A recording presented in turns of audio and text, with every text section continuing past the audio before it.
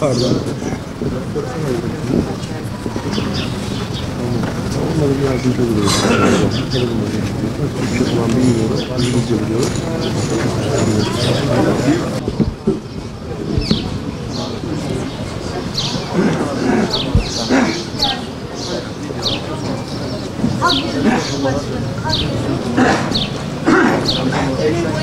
Allah razı olsun.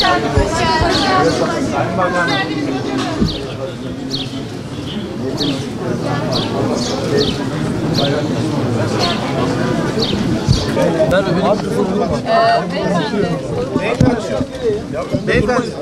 Abi önde durmasanız yetecek ya. Çok zor bir şey değil yani. Biz sabahleyin Ayasofya Camisi'nde, hocam Allah razı olsun, Fetih'in 570. yılı münasebetiyle sabah namazını orada kıldık. Dualar ettik. Allah'ımıza şükrettik. Bugün de yine o büyük komutanın huzurundayız.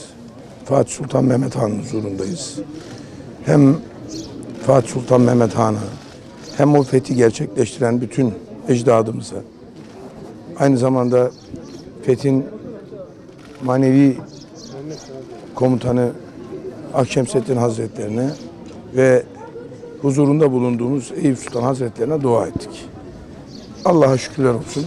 Her şey için söylenecek tek cümle budur. Milletimiz var olsun. Sağ olun.